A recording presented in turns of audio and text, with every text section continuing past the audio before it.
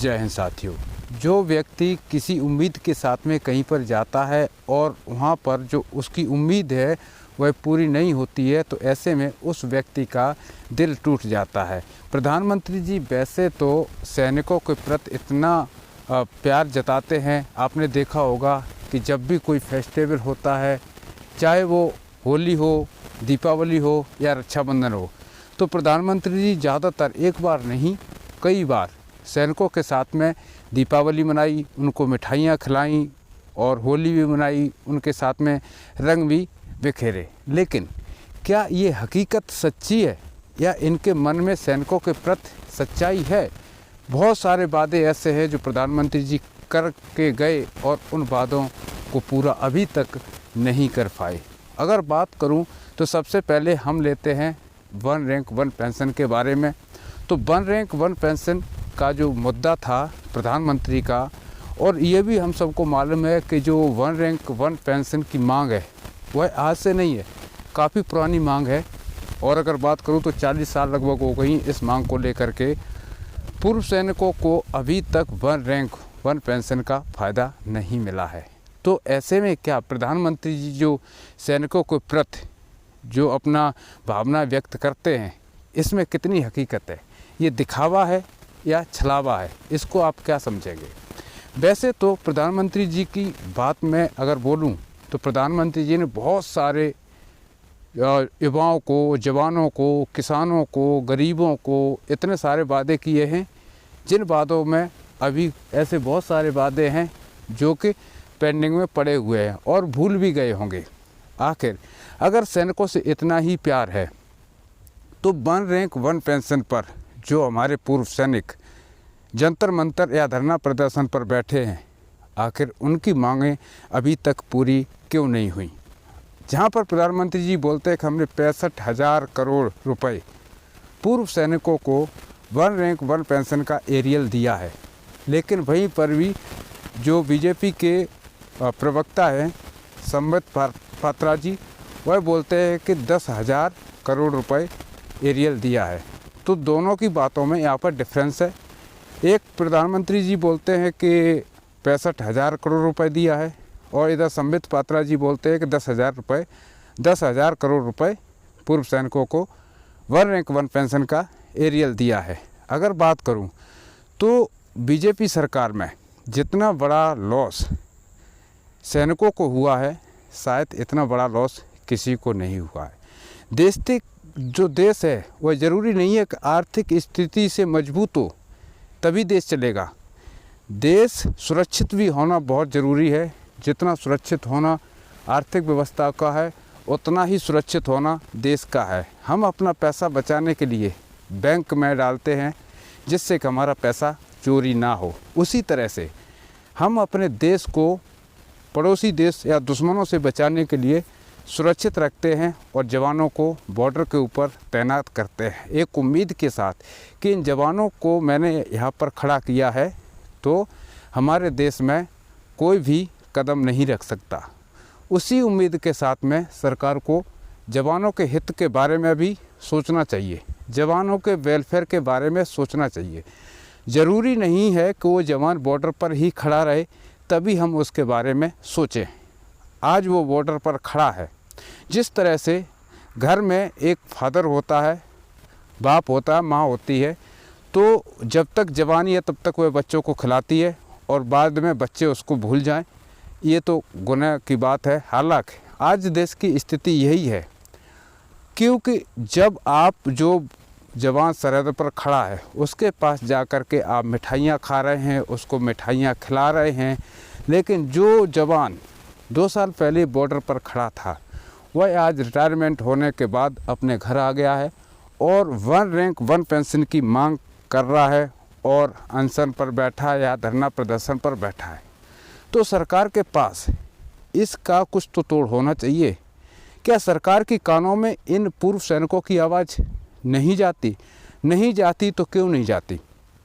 आपने ये भी देखा होगा कि एक राष्ट्रपति राष्ट्र का पिता होता है और राष्ट्रपति भी इस वन रैंक वन पेंशन की मांग को लेकर के कोई भी चर्चा व्यक्त नहीं करती हैं।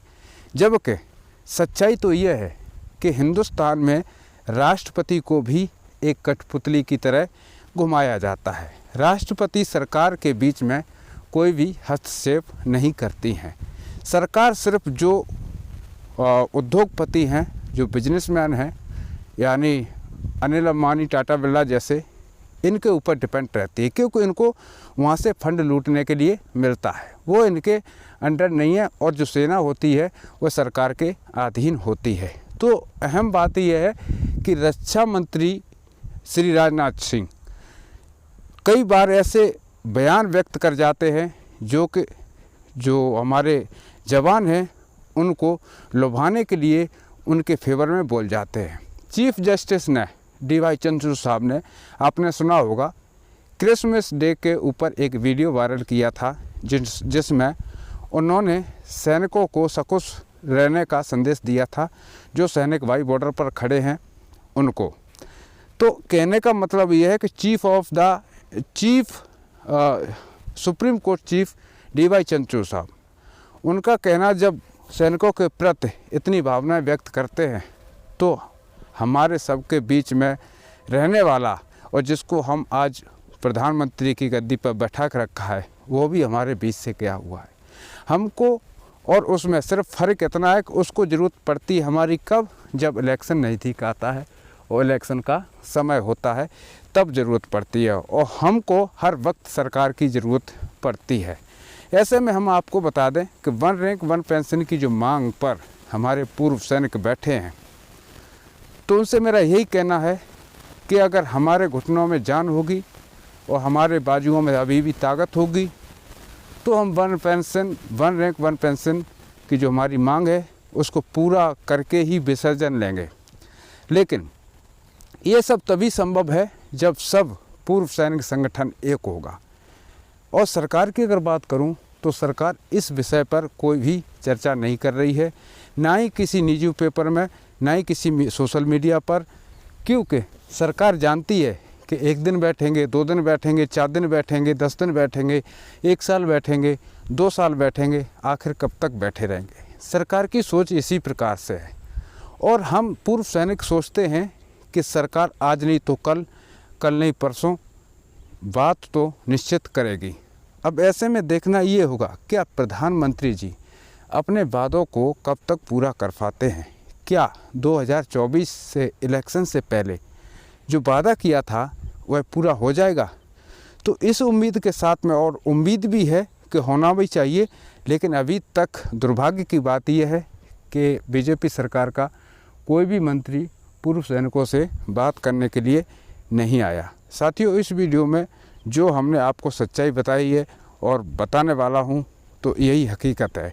इसी के माध्यम से हम आपको बता दूं कि DA एरियल की जो चर्चाएं चल रही हैं, आपने देखा होगा सदन के अंदर विपक्ष ने DA एरियल को लेकर के काफ़ी मुद्दा उठाया, लेकिन सरकार की तरफ से इस पर अभी तक कोई अपडेट नहीं दी गई। आपको बता दें, कोरोना काल में जो हमारा 18 महीने का DA एरियल बाकी था उसको सरकार ने अभी तक नहीं दिया है। हालांकि इस मुद्दे पर कोर्ट से जो अपील की गई है, और हो सकता है कि कोर्ट हमारे हक की लड़ाई जल्दी ही ख़त्म कर दे और सैनिकों के हक में ये फैसला डाल दे, तो हो सकता है कि हमको 18 महीने का DA एरियल जल्द ही मिलने की संभावना रहेगी। वहीं पर अगर बात करूं MSP की, तो आप सभी को मालूम है MSP पर भी कोर्ट में जल्दी ही सुनवाई होने वाली है। वैसे तो दिल्ली हाई कोर्ट में MSP यानी इक्वल MSP को लेकर के 6 फरवरी 2023 की डेट लगी हुई है। हालांकि अभी इस पर कुछ कहा नहीं जा सकता है, क्योंकि ऐसी तो जो हमारी सैनिकों की मांग है काफ़ी दिनों से चल रही हैं, लेकिन चाहे वो कोर्ट हो या सरकार हो, इस पर कोई भी विचार नहीं कर रहा है। हालांकि सैनिकों की इसमें जो भी परिस्थिति हैं आज के समय की अगर बात करूं, तो उस पर कोई भी टिप्पणियां करना नहीं चाहता, न ही सैनिकों के पक्ष में कोई भी, चाहे वो सरकार हो या कोर्ट हो, मुद्दा उठाना नहीं चाहते। इस वीडियो में साथियों फ़िलहाल इतना ही है, और जैसे ही कोई नई खबर निकल कर सामने आती है तो सबसे पहले आपको हमारे चैनल के माध्यम से देखने के लिए मिलेगी। बाकी 1 रैंक 1 पेंशन की जो अपडेट है, हम लेटेस्ट अपडेट आप तक पहुंचाते रहते हैं। इसी के साथ सभी साथी भाइयों से लेता हूं अनुमति।